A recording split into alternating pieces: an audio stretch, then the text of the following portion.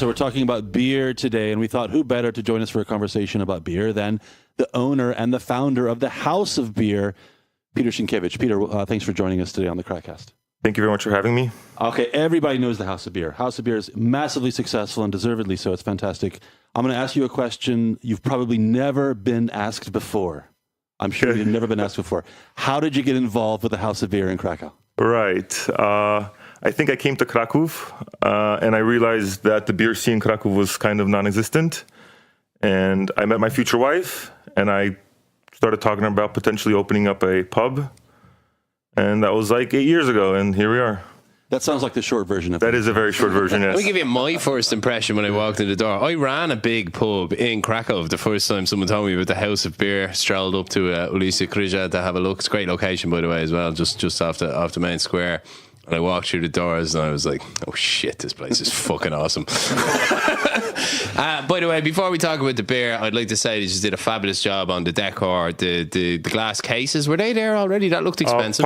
Partially was. I mean, I gotta say, like the look and feel, that's really all my wife. She did a great job. As you can imagine, I'm not really the old leather couches, the overstuffed couches, the casual mixed with the kind of craft, and the fact that everywhere you go, kind of like, say, at a Porterhouse in Covent Garden, like that spectacular pub as well, everywhere you go, there's glass cases with bottles of beer.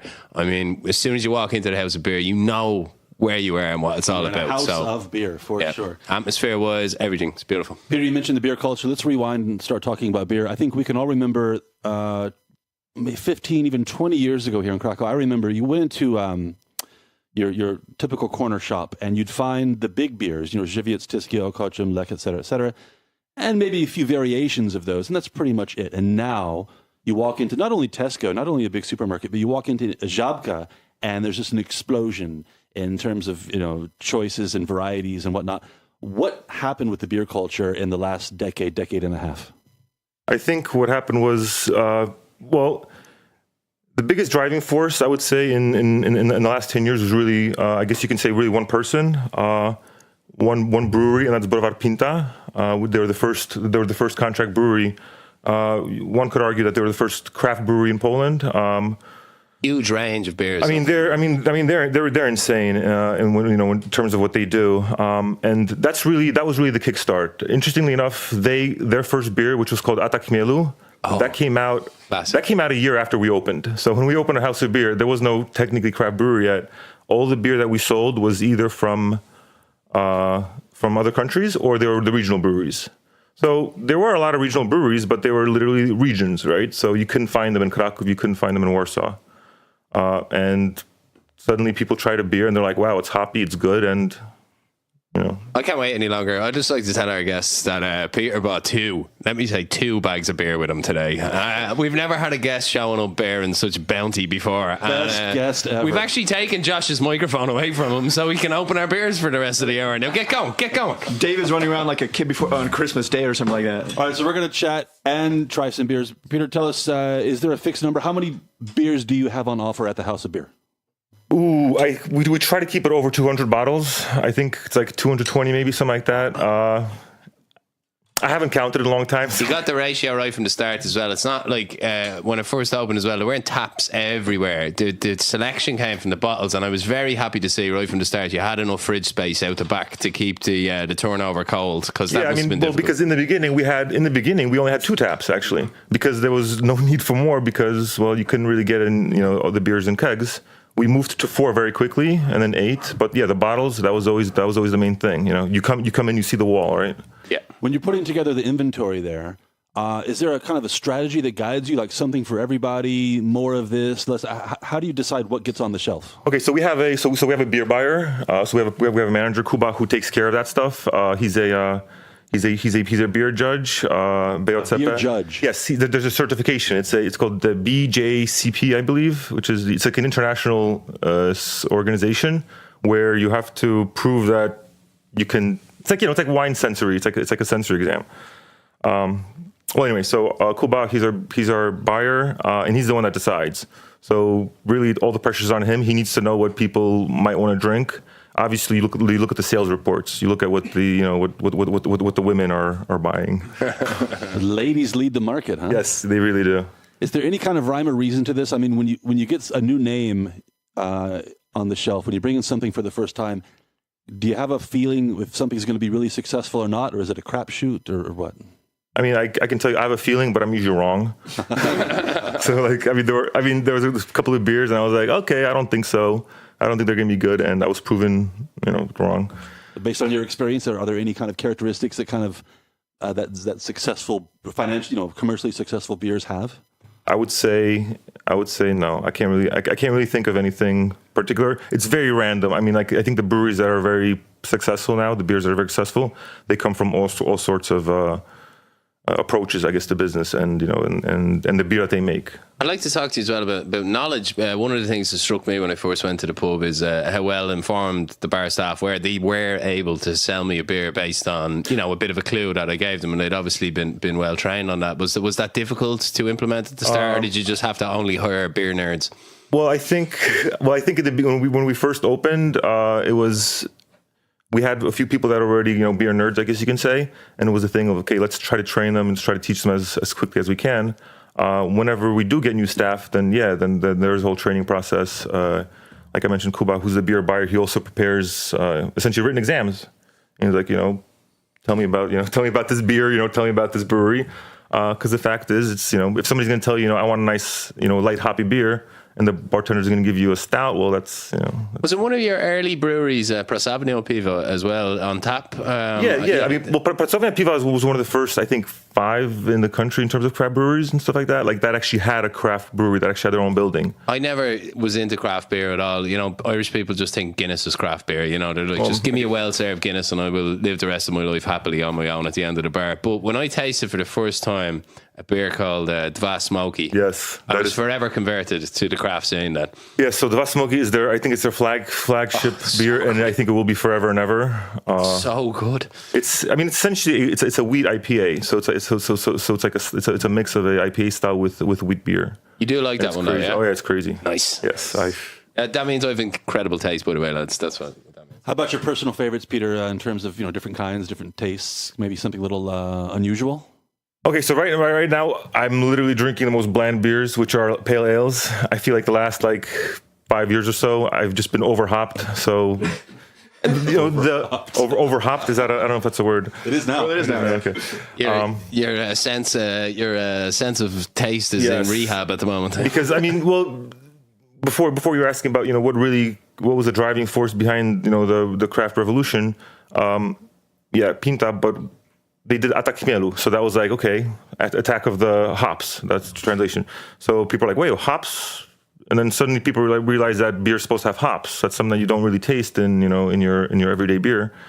So naturally, it happened that they started putting more and more of those hops. And in the same way that in the States, a very big IPA movement now, they do the same thing here.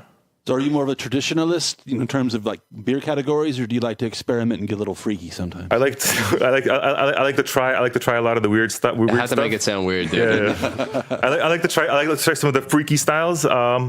But honestly, it always comes down to I'll drink 100 milliliters, and then I'll be like, okay, I'll go back to my pale ale. Have you ever made a mistake, though? You've thought something was going to be fantastic, you order it for the bar, and people just hate it, or it just goes the exact opposite direction of what you expected? Oh, yeah. I think sour beers are a big one. Sour beers is something that's gaining a lot of popularity now.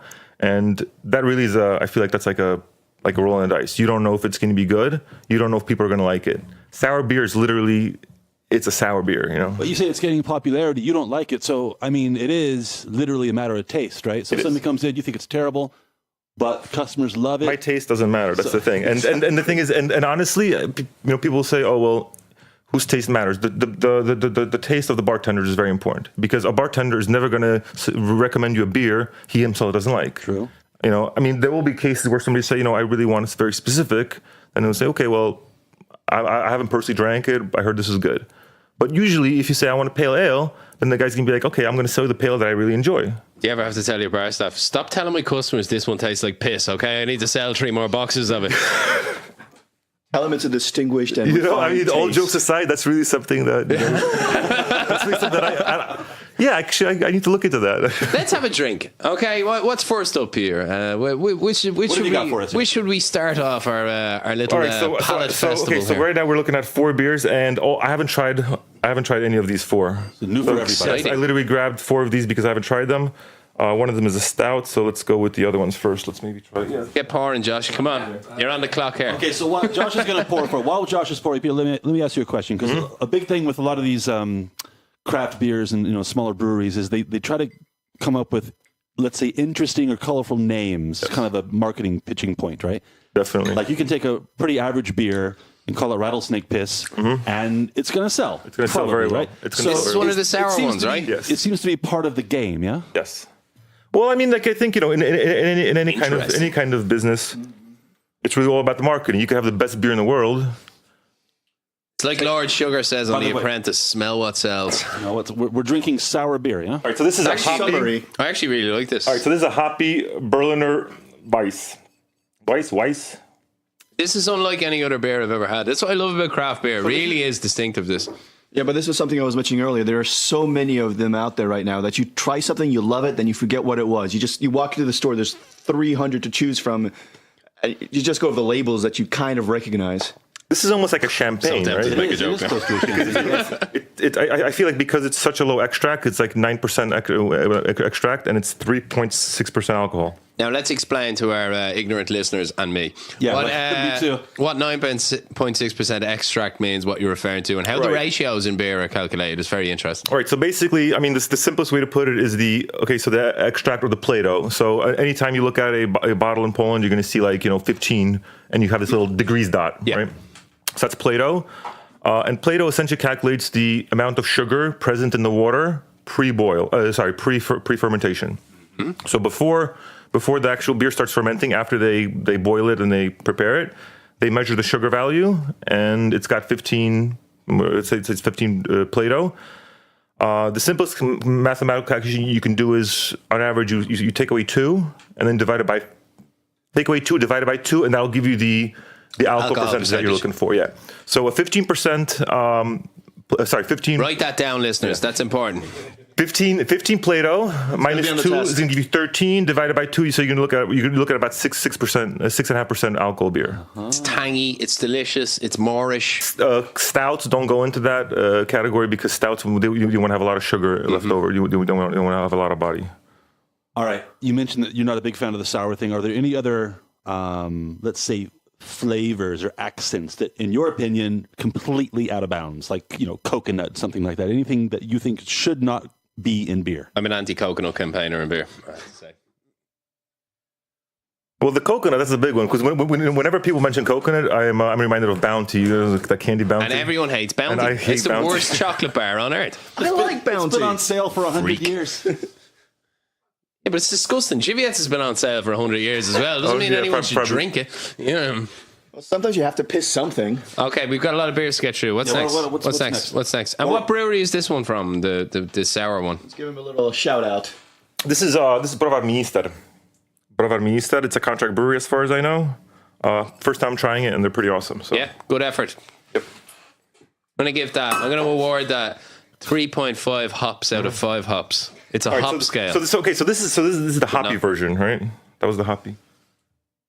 Yeah, so that was the hoppy one. Mm-hmm. The next one is from the same brewery, but it's unhoppy. But it's raspberry. It's raspberry style. So I'm actually curious if we're going to be able to taste the difference. Yeah, I really enjoyed it. Peter, while we're waiting for this one, this one is red. Give us some behind the scenes information here on the marketing aspect of bars. When we're talking about coconut, maybe the fruitier flavors of beers. Is it true that appealing to the ladies is the key to getting success at the bar? I believe so. I really do believe so. Cornelius, there was an old brewery. Mm-hmm. Cornelius, not an old brewery, but it's a brand. They have like a rooster or a chicken or something. Yes, they got the rooster as the logo. And they came out with this beer, this grapefruit wheat beer. I don't know if you guys ever tried it. I've seen it in the shops. You've seen it, yeah. And they have 3 variations. They have the grapefruit, they have the banana, and they have a citrus one. The amount that the women buy is ridiculous. Oh my goodness. And you know what? And it's actually a really good beer for a hangover, honestly, because it's also like a 3% beer. Okay, all right. So- And people do like a light beer. You know, it's something when I got to Poland first, it was badly underrepresented. The 4% beer, everything was like entry level was 5. You know, so it's a good business decision to have aim to things say- at the ladies. Yeah, I mean, don't like this one obviously- at all. It tastes too watered down to me. It tastes like it was beer that went flat and they added a little flavoring to it. But that's very possible. This is too much for me. No. So here you can almost taste like the raspberry juices. I'm not Yeah. really, like it's This one is flavored. It's very low carbonation. yes. Well, going back to the ladies, I could see my other half possibly drinking this. Exactly for the ladies. I mean, on a hot summer's day, this would be fine. I mean, I'm already But nearly I- finished my glass. also, you know, So, the Creek beers, which just kind of reminds me of it in terms of flavor and alcohol. But yeah, it's definitely. But wait, if there's such a thing as girl beers, are there also man beers? like Yorkie. Yeah, I guess rattlesnake piss or Attack Kemlu is a real. I'm going to get that internet domain when I go home. you really should. What are the characteristics of a man beer? What's a manly beer taste like? I don't know. I guess I have to be like one of those 20% beers, you know. Yeah, real hoppy. Yeah. it has to taste horrible, but you drink and you say you love it. Yeah. Yeah. I mean, Smell the gasoline. Be like a man. I mean, that's the question. You know, do you guys like heavy beers? I do love Attack Kemlu. If it's well made and the flavors are distinctive, you know, if I don't feel like it's just been all put in there to be the strongest beer. Like Attack to me has the texture of Guinness and the taste of a lovely, hoppy craft beer. I really like it. So I'm not against strong beers, but my favorite, I'll just go ahead and say it. My favorite all-time Krakow brew beer is Pacific Pale Ale. I don't know if you have that one from yes, we do. Artisan. Yes. You like that one too? Yeah, we I'm have two for two with Peter. Yeah, we have Pacific Pale. No, like I've also noticed with beers that when it comes to like the more hoppy ones, I prefer them during the winter months. I don't know if this is just campaigning, marketing hitting me or what, but during the summer, then from Pinto, I prefer Son of a Birch, for instance. Like this really light, I think it's like a blonde pale ale or something like that, but it's what I love in August when it's like 35 degrees. There is something to that. I mean, like the whole I never thought about it, but like IPAs, yeah, it's something that I think would work better in the winter. In the summer, you want to have your summer ale, right? So you want to have your 4.5%. You want to have the hoppiness, but nothing too intense. Peter, you deal a lot with these kind of like, smaller breweries and niche brands and special tastes and whatnot. Let's back up and look at the macro, the bigger picture here. Do you have anything against the mega brands of the Polish market? And we all know what they are. Yeah. Anything? Can you drink those, or are you like over those? No. I mean, I can drink them, and honestly, like, okay, so I don't drink a lot of beer recently. I'm just kind of naturally stopped, and it was kind of a thing where I realized that I would sometimes open up a beer, like, around like 8:00 and, watch a movie. And then next morning I spill out 75% of the bottle. And then after a while I decided that, okay, maybe I shouldn't be opening up these nice. It's deeply shameful. Yeah. But I mean, it's sad, but so at that point I started buying Okocim OK. Yeah. Which to me is, the perfect, lager. It's a nice lager. Yeah. It's a nice lager. I mean, some people are going to say that it tastes like crap. Some people are going to taste. I have no problem drinking it. There are some beers that I do have a problem drinking that I just can't drink. Which ones?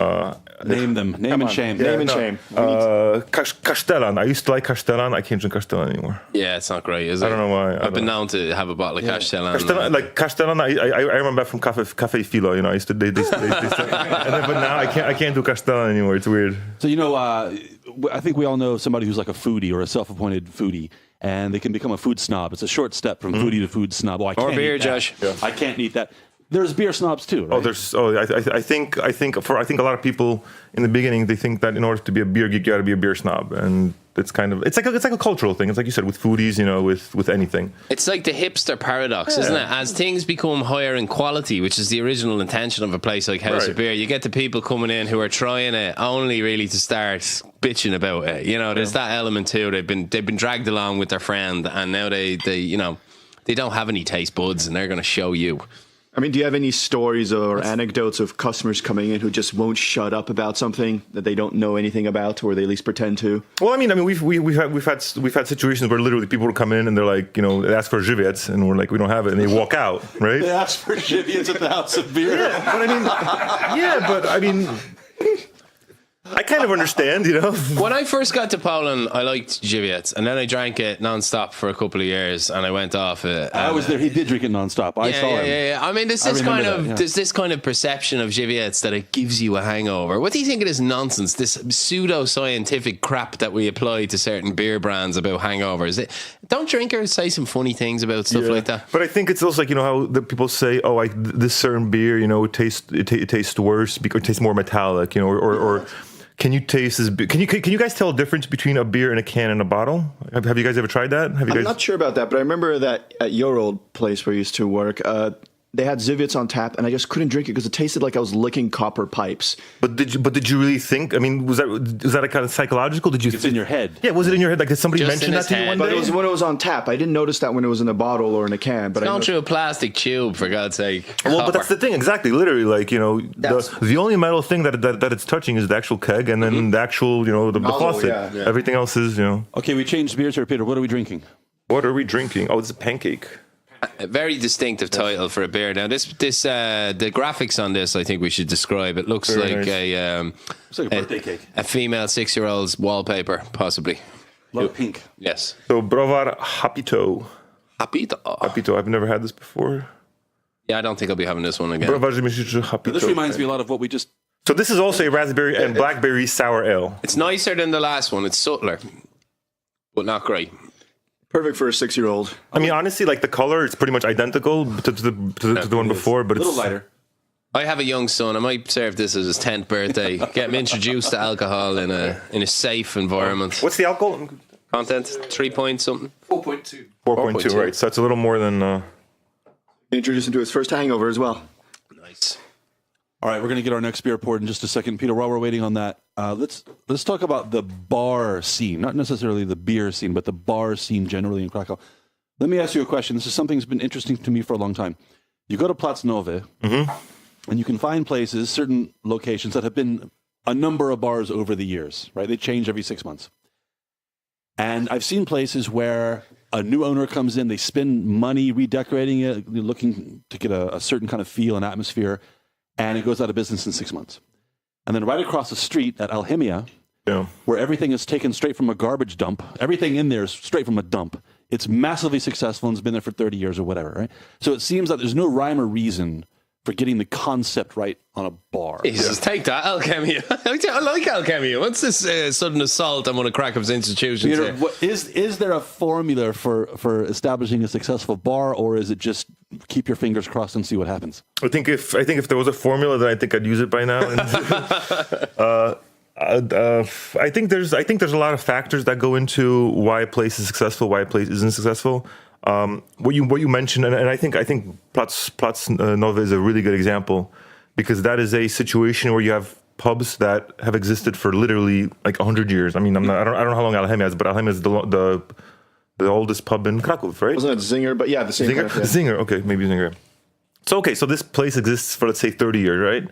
So imagine the agreement that they had for rent. How much rent could they pay? $5. $5 probably, and 30 years ago that was literally like so much money. It was 3 like months' pay or it was something. like the Guinness lease, right? Plus, it cracks me. Exactly, yeah, 999 years. Arthur knew what he was doing at a negotiating table, let me tell you. And it was like I don't know how much it was, but like 10. I don't know. It was like £1, It was like I a think. joke, It was yeah. unbelievable. But there's a great thing in Ireland and in England, you'll often see over the door estate 1798 or something like that, implying that the pub has had an unbroken history of 200 or 300 years. Of course, it will have had possibly 200 owners in that time, 200 managers.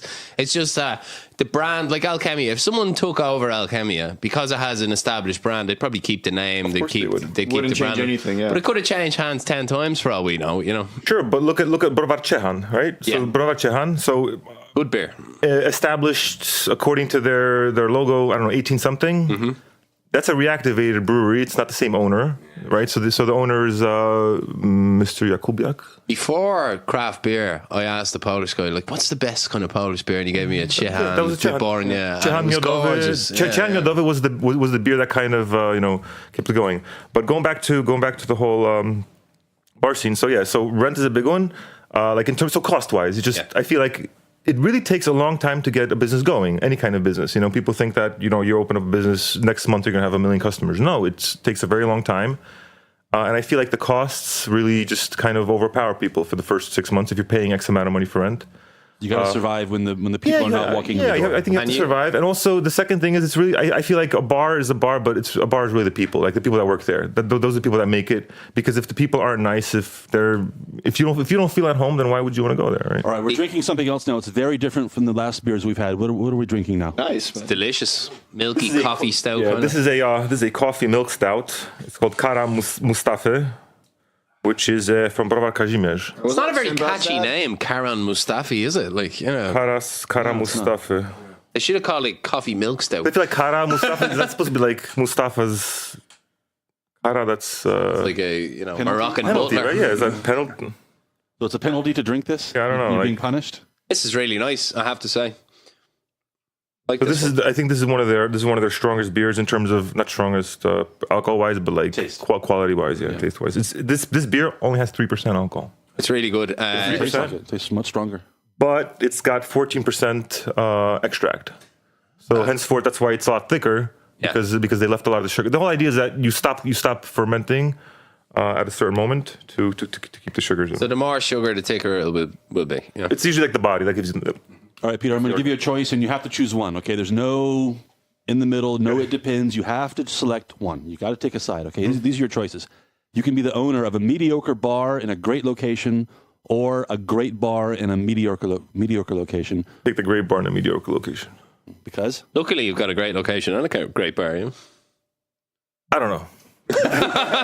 Good answer. You put me on the spot, and I went with my. John's asking a question most people ask bar. What makes a bar? What do you think? Let's be clear on this. There is an X factor that is decided by something that can't be written down and can't be put in a survey. It's just when you walk into a bar, does it give you the warmness that you're expecting, an atmosphere? Do you want to stay there? Is there something that compels you to stay there? And the House of Beer is very much one of them places you walk into, and the minute you walk in, you want to stay. Yeah, so we're talking about house, but the thing was, so when I first came to Krakow, where I spent my time at the embassy, right? So what made that place special, right? Yeah, I mean, if it was as special as it'd still be open. But yeah, it had its qualities. Sport wise, if you were there and a big match was on, there was nowhere else to watch a great game of football. I remember that now. Yeah, you guys had the 3 levels. That was that was always room to watch the teams. Yeah, it must be old because I actually remember that place before it was the embassy. Bastilia. I don't remember, but I still remember Irish Arms, which was on. Selska, that's the daddy of them all. That's where Dave drank Żywiec for 2 years straight. That's where it lot was of like good coffee memories. To me. Yeah. John, did you do pub quizzes at I Irish played them. Okay. I played them. A lad called Mike Chidgey used to host them, a local legend who moved back to England a few years ago. Little black-haired guy. With a beard. Yeah, because he did it at the Irish. Wonderful quiz voice. Then at the He did it at the embassy too. Yeah. Yes, that's right. Pub quizzes are like a sacred expat tradition. That's where we all met each other, battling over, capital cities and stuff. Let's go back to running a bar, Peter. Let's say somebody like, Blind Mike or Dave stumbles in your bar one night, and they try this one, they try that one, and they try that one, and another one, and so on, and they get to the point where maybe they shouldn't try anymore. Do you have a strategy or a philosophy on how to gently escort people towards the exit when it's time to go? Yeah, I mean, I think the strategy that the bartenders use, they literally just don't sell you the beer. Yeah, there's the door, mate. Fuck off. Yeah, I mean, very rarely is that an issue. I mean, once in a while, I'll hear a story from one of the managers or one of the bartenders but the fact is, the people are very very nice at House of Beer, even when they're drunk. Civilized atmosphere. It's weird. I mean, a lot of people say alcohol because you do get aggressive after alcohol, and you will have cases. But I think we're very lucky. We're very thankful that very, very nice people, and once in a while you will have to call Justus, but I honestly can't remember if we had to do that in the last year or so. Shit used to get rowdy in the bar, right? We had a lot of security. Well, I think yeah, I can see that. I can see that. Yeah. I think it's a better idea to be kind of like understanding and nice, and if you're confrontational, you're gonna get a confrontational response. You have to match it to your customers. I think, and this is something that I learned from my first job when I was an assistant manager at a toy store, and one of the best advice that I ever got from my boss Was like when people were like when customers would yell, he's like the best thing you can do is just smile back at them. Yeah, and you can't argue with someone who's drunk anyway, because they'll just keep repeating themselves. Yeah, they'll keep repeating. And the thing is, and somebody's yelling at you, and they're like, or they're angry, and say, okay. And if you keep your voice low, you keep it down. Like Just literally, like imagining naturally, somebody drunk trying to buy toys for their kids. There is a point though when someone's shouting at you for 10, 15 minutes where you go from, calm diplomacy to rear arm lock, face through the door, thrown on the ground, nothing more satisfying. There you are, my friend. Enjoy the taste of I think it's one concrete. of those situations where I think if they do have a particular customer, then they don't even like they'll just press the button. We got a little remote control button. Exactly. Yeah. You got to wait your 2-3 minutes. That's scary. When you press that button, you best be prepared for the react. They come in like the riot squad, man. Those guys. Oh, I mean, first of all, Time to grab your jacket. it's one of those situations where you first see them, you get really scared, and you're like, oh wait, they're here. They're here with us. I called it. It's not a raid. Yes, they're here to help. No, but they're usually very nice. Usually very nice. Okay, let's get another beer in us before we have to call our own security here. What's I'll next? see what he did there. What's next on the menu here, Peter? All right, we got Pacific Pale Ale, Bourbon Artisan. Yeah, this one already looks good even before it's open. I love the label. Nice I love the label. beer. I love the brewery. I think they're the first. Decent drop in there. That's my I favorite. think they're the first they're the first craft brewery that actually built their own brewery, as in like that they actually had a physical location. They were the first craft brewery to do that. That reminds me, I forgot to ask earlier. I don't know if you know the exact number, but give us an estimate if you don't. How many breweries of any type or size would you say are in Krakow? Oh, If you had to guess, I guess you do. I would say in terms of like how many run businesses out of Krakow? Or? How many beer makers are there? How many people making beer here? I think there's probably about 10. I think there's 10 beer makers in Krakow. The real vibrant scene, isn't it? I'd like to cover something as well now, right? This is one of these beers like Dava Smoky where there can be no doubt if you get a pint of this, sticking your nose right into the bubbles is just a great way to spend 3 seconds. Oh, yeah. I mean, it just smells amazing. It smells fantastic. We're talking about beer, right? Yeah. Sniff my bouquet. That sounded nice. a bit wrong. We'll edit that out. Sorry, people. That's nice. I warned you about dead air, John. We're drinking. Yeah. Come on. Peter, give us the beer snob terms we should be using to describe this beer. Good question. Citrusy. Yes. Fantastic. I don't know. That's the least snobby term I've ever heard.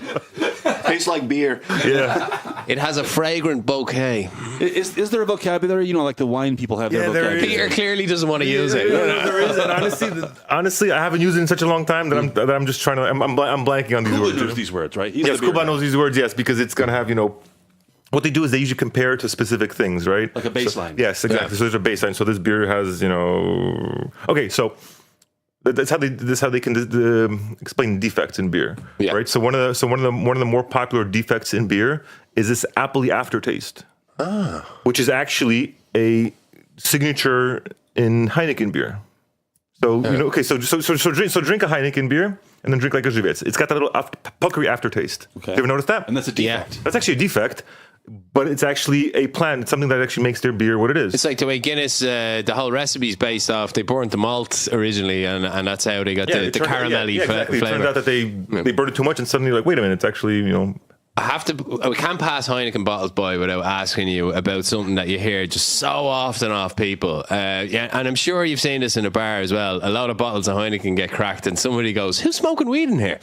And there's this thing that Heineken smells like marijuana. And I read somewhere, Really? now I'm not sure if this is accurate, but I read that the hop and the marijuana plant are part of the same family. Yes, that is true. Okay, I don't know if the hops is the cannabis plant but it's definitely the same family. Yeah. And apparently the one Heineken I've always used is the closest to the buds that get smoked in the female form of whatever hemp. I believe that. I was actually watching this documentary a couple months ago, and it was this documentary where they try out like different hops from all these different suppliers, and then one guy was like, he opened it up. He's like, "Oh shit, man! I can't go to the airport because I'm gonna smell like weed." And I believe that. I really. Yeah, I think it is. I think it is true.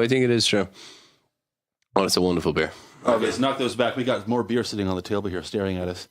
I'd like to indulge in this one a little bit longer, though. Yeah, so Browar Artezan, Warszawa. This is the next one? Oh, that's No, Warsaw. this is the one that we're drinking right now. Yeah. The one we're drinking now. So this is a capital city kind of entry into the competition. Yeah, I didn't realize Artisan Brewery from Warsaw. Can you give us a quick rundown of the Warsaw beer scene? Is it comparable to Krakow, bigger or what? I think it's bigger now. I think for a long time they didn't really have anything going on there in terms of the pubs.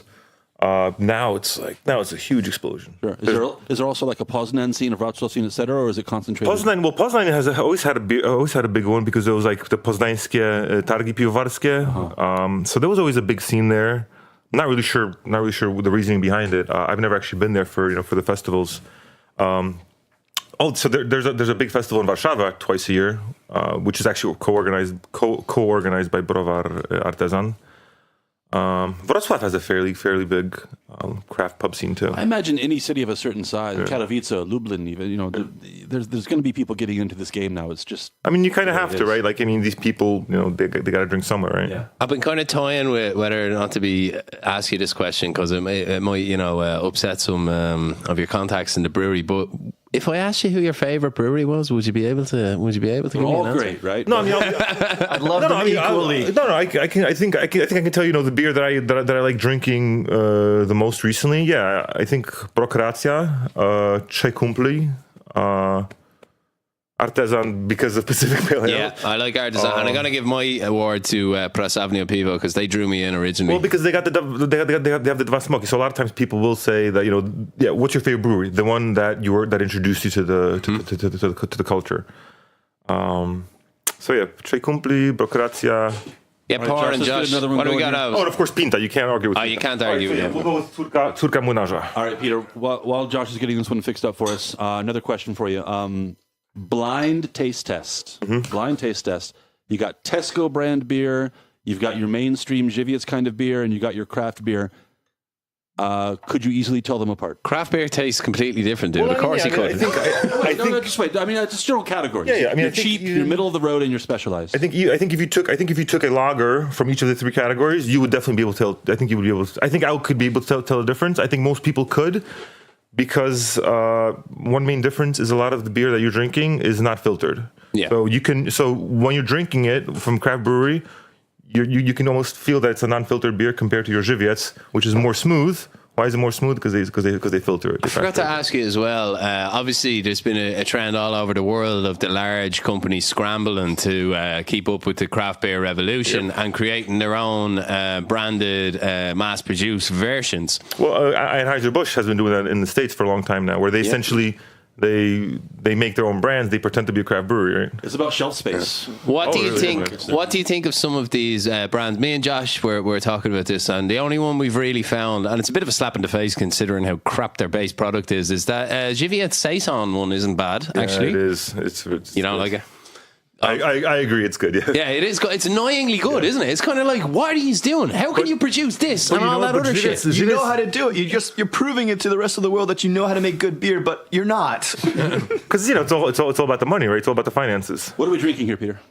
You set up here. Right, so this is interesting. All right, so this is an American wheat. So it's a 5%er, and it's from Piwowarownia, which is a contract brewery. And they brew in Strzyżyce. Now this is more my thing. I have to say. This is a light beer. So this is a very similar style to Dva Smoky, but it's obviously less hoppy, less citrusy, less fragrant. Yeah, because I mean the Dva Smoky it's an IPA, so that's why you're always gonna have the more. But American wheat, the whole idea is that you have a little more of those hops, a little more of the body. On this show, we quite often make fun of the Americans because John has no hair, but we should say that valid reason. They are very influential when it comes to hop styles and the brew scene in general. Have you ever been to maybe any of the major American cities to see what they do, or have you any insight for us on which kind of, because there's like Chicago is a big scene and Denver, and it seems to be huge over there. All right, so I've never been to Chicago. Been to New York. I've New York, yeah. Okay, I was introduced to craft brewery by Brooklyn Brewery. That was That was like the beer, and I'll never forget this. I think I was like 13 years old or something like that. Nice. And well, that's not when I was introduced to Brooklyn. Tell us the real story. Parents sound so cool. So I was like 13 years old, and it was like some summer camp or something like that, and we found some Hell of a camp. Yeah, man, we found a 12-pack of Budweiser, right? And we're like, shit, man, we can drink it. And there was like some 16-year-old like advisor with us. We drank it. I'm like, wow, this is good beer. And he looks at me and goes, no, it's not. Devil's piss. And I will never forget this because like I never had a beer before. Maybe I was like, and I was trying to sound cool, right? So I was like, oh, yeah, this is good beer. And he's like, no, it's not. And I'll never forget that. I was like, okay, so maybe beer should taste differently. And then Beer should have a taste. yes, beer should have a taste. Yes. So fast forward a couple of years. So Brooklyn is what introduced me to the real craft scene. Now what's going on in New York now is crazy. So like you have your Bronx brewery now. You have your Brooklyn brewery. You have Brew Row, which is where Brooklyn brewery was before. There's like. Honestly, it's like what's going on in the States. I can't keep up with it now. It's insane. It's funny you mention that because I get the impression, you tell me if I'm wrong, on a global basis, in the global scene, that the United States is very much a center of gravity for the world of It is. Because what we're talking about today. yeah, because I think you could say the craft beer revolution started in America. Mm-hmm. This was something.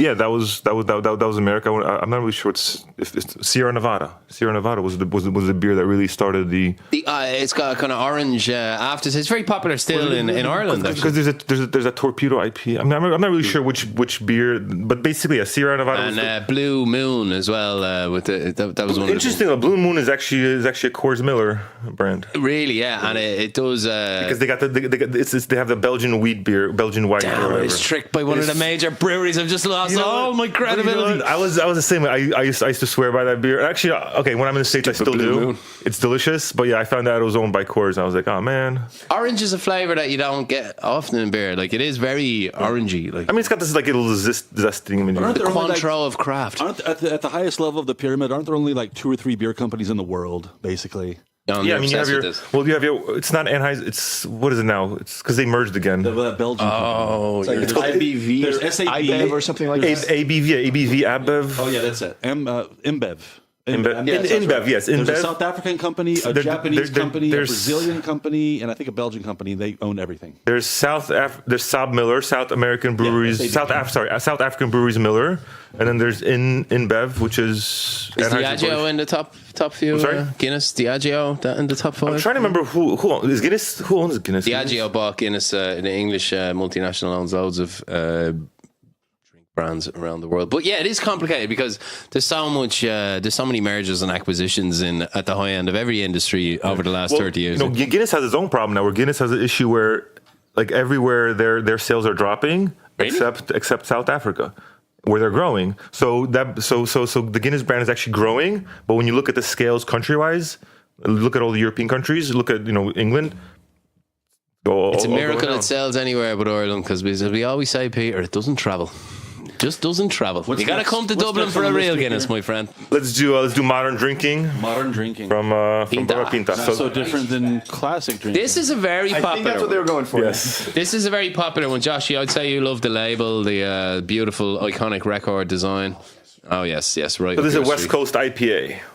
A classic flavor, one of the most popular flavors, the West So Coast. the whole idea is like when you hear West Coast, literally means that you have your coast, you have your the hops from the West. So usually Pacific, it's a Pacific Pale Ale also uses those. So you're gonna have your citrusy, flavors. I benchmark all citrusy IPAs off Pacific. Exactly.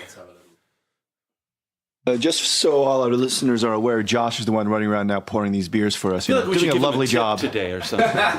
That is lovely. There's an extra soury kind of lemony kick on it. It's really good. Complex. Oh yes, It has body. Yeah. Looking for the right words here. Trying to sound sophisticated. If you know, stop fulfilling. I'm gonna fail. we're talking about weird names before. Weird styles. That's the one where you have to where it gets really interesting. So here, modern drinking, it's a very simple West Coast IPA. I like it. Yeah. And you're gonna have your next one. We're gonna have is a Baltic Porter. But sometimes you will have your coffee stout, milk stout, IPA, right, or whatever. Yeah, it's almost deliberately confusing. It's like it's not. Can you actually answer? Is the whole IPA APA thing? Does it actually mean anything? Oh yeah, it does. I mean, so APA is an American Pale Ale. Yeah. Which means that it's a pale ale with American hops. Mm-hmm. So your IPA is an Indian Pale Ale, which means that is it. I always forget if it's India or Indian. I think it's India because the reason it's called India is because they wanted to send pale ale to the Indian colonies, but they couldn't because it would go bad. So they're like, shit, what do we do? Well, hops is a preservative. Let's put in the freaking hops. So they put in 10 more times more hops. Beer was well preserved, got there, but it's more hoppy. So that's where it came from. So usually, what are you telling me? The Brits are responsible for all this wonderful beer? I don't want to hear that. Yes. I don't want to hear that. Let's be honest about it, okay? You should just chill it a bit more and everyone would like your beer, okay? No one wants fucking cask ale. It's disgusting. That's right, the cask ales, Yeah. No, it's really good. It's really good. I love cask ale. I'm a fan. Well, it is nice if it's well done. If it's well done, if it's not well done though, and you get those nutty kind of aftertastes with the non-coldness, not good. Going back to the IPA real quick. So IPA is this particular style where if a brewery makes an APA, an American Pale Ale or Red Pale Ale, and they fuck it up, what they'll do is they'll put in more hops, and that'll cover up the defect. It's like Scotch tape. Yes, it's like, and I feel like in the beginning, 5 years ago, 6 years ago, when these breweries were starting out, the reason we had a lot of IPAs is because saying, damn, this beer's a little flawed. Let's throw in the hops, and problem solved. So much is making sense now. Yeah. Is that when you get that kind of like, oh, it's hoppy, but it's also got a little bit of a nasty after kick. It's a little weird, right? Who cares? It's hoppy. Yeah, that was kind of old socks kind of taste hits you at the end. Yes, that's a very popular one. Did you ever have the impression a few years ago with Pinto or the other breweries that they had a problem with consistency? Where you would get one batch, it would taste great, then I would coming to the bar a month later, ask for my Atac Mielo, and it just... I didn't know if it was my impression or was it actually a little bit off. No, I don't want to single out, Pinta or no, anybody. I'm not singling out. Just they were the first one. So those there's always a problem with consistency because when you just look at the flow of basically they need to get hops from somewhere. They need to source all these things. So a lot of times it's all about trust, right? Okay, so I'm getting 10 kilos of hops. You have to believe them that this is the hops that you had 3 months ago, but the fact is it's like grapes, right? So where every season it changes. Not to mention hops, it has a shelf life. Yeah. So even if it sits in the freezer for 6 months, you're gonna have less what's the word I'm looking for? Whatever. It's not gonna be less flavor. It's not gonna be as effective. I feel like we're talking about a drug deal here. It's like you gotta have trust. I got 10 kilos here. The same stuff I ordered. Yeah. Well, no, it really ties into an issue that I've heard. When you read about the craft brew scene in say Business Insider magazines, is that scale is an issue. It's a wonderful thing that you set up House of Beer. But to have, say, 50 House of Beers would not be easy. It would not be an easy idea to scale or franchise. I mean, it's inherently, it's craft. I mean, and craft means taking time, spending time, having expertise, having the right people there. Yeah. And I think that's what's wonderful about it. But sometimes in our modern age where everything is a race to the initial public offering and $1 billion. It's never happening with craft beer. And that's what scares the breweries, really. That you guys aren't in it for money. On-demand culture now where it's like, now, I need it now, right? Mm-hmm. But I think it's great. It's just wonderful that, so many people are spontaneously taking on such an entrenched industry just because you guys know it can be done better. I'll be honest with you. I didn't expect, if we were talking 8 years ago, I would be like, yeah, okay, it's beer will follow the beer scene will follow the same thing, the same pattern it followed in the States, right? In Poland. But the rate that it happened here, I feel like everybody was surprised. I think we should touch on that as well. I mean, as we've lived here, the only thing I've ever seen faster revolutionized in Krakow is the burger scene. Yeah. I mean, it's just overnight. There were craft breweries and burger bars everywhere. We got one more beer coming our way here. If you want a tip, you better hurry up. Yeah, exactly. Shake that shit, man. One more question for you while we're earn your keep. We mentioned earlier that America is probably the global center of the center of the global beer scene. How about in the European market? Sweetheart. What European country would you say is the most active when it comes to craft beer? Ooh, that is a good question. I never really thought about that. I mean, is there one that stands out? Maybe not. I don't know. It's a hard one. That's a hard question. I mean, you're basically asking you to measure lots of different metrics against each other there across population bases. Honestly, England comes to mind because they were the easiest accessible beers, that you could actually buy here. I'm not really sure what the craft scene in Spain looks like because I've never really had any beer there.